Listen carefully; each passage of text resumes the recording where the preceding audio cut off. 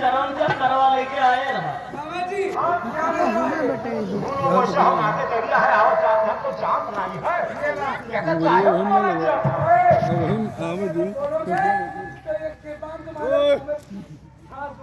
एक काम का बोलो नहीं हो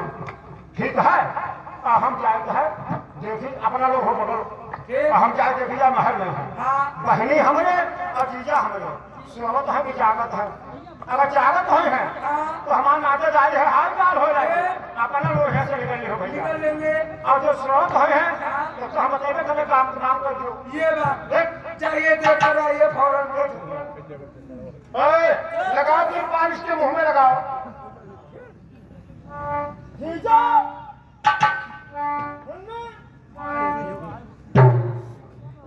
हाँ मामा जी चैन के दिन में सोच है काम तमाम कर दिया मत चैन के नींद में सो रहे हैं काम तमाम कर दिया जाए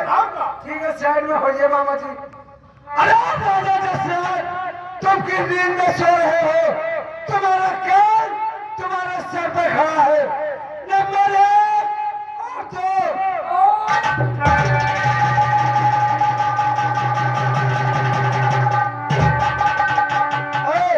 खोल दो उसको